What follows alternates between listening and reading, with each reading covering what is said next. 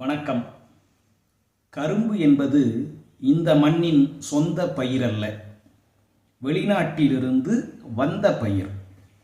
அதியமானை புகழ்ந்து பாடும் அவ்வை, சொர்க்கலோகத்திலே இருக்கக்கூடிய தேவருலகத்திலே இருக்கக்கூடிய அமிழ்தத்தை போன்ற சுவையான கரும்பினை இந்த மண்ணுக்கு கொண்டு வந்த அதியர் மரபிலே வந்த மன்னனே என்று அதியனை புகழ்ந்து பாடுகின்றார். வள்ளுவர் நடந்து சென்று கொண்டு வந்த வழியிலே கரும்பாலை ஒன்றை கண்டார். அந்த கரும்பு ஆலையிலே கரும்பை சாறாக பிழிந்து அதிலே இருந்து வெள்ளமும் மற்ற பொருள்களும் தயாரித்து கொண்டு வந்தார்கள்.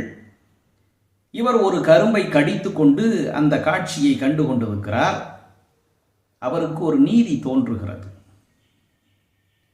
மற்ற பழங்களைப் போல, மற்ற உணவைப் போல கரும்பை எளிதாக உண்டுவிட முடியாது.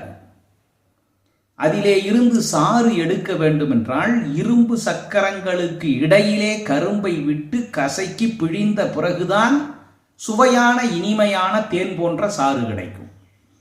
கரும்பு பால், கரும்பு சாறு தேனை போன்ற சுவையுடையது என்பதால் தான் கம்பர் ஆலைவாய் கரும்பின் தேனும் என்று கூறுகின்றார். வள்ளுவர் பார்த்துவிட்டு கூறுகின்றார், நமக்கு ஏதேனும் ஒரு இடத்திலே பயன் கிடைக்க வேண்டும் என்றால் சான்றோர்கள் சொன்ன மாத்திரத்திலேயே அப்பணியை செய்து அல்லது அவ்வுதவியை செய்து நமக்கு வேண்டியதை கொடுத்து விடுவார்கள். ஆனால் கயமைத்தன்மை மிக்க கீழ்மக்கள் சொல்லுக்கு கட்டுப்பட மாட்டார்கள்.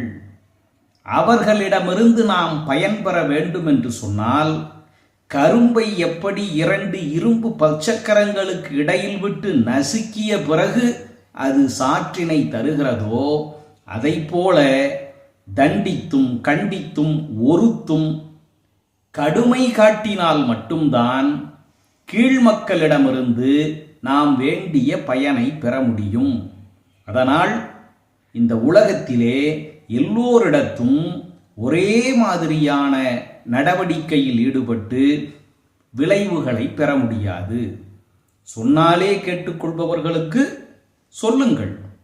கரும்பை போல் கொன்றால்தான் பலன் கிடைக்கும் என்று சொன்னால் நீங்கள் அவர்களிடமிருந்து பயன் பெற வேண்டும், பலன் பெற வேண்டும் என்று நினைத்தால் கடுமையை காட்டுவதற்கு தயங்கக்கூடாது.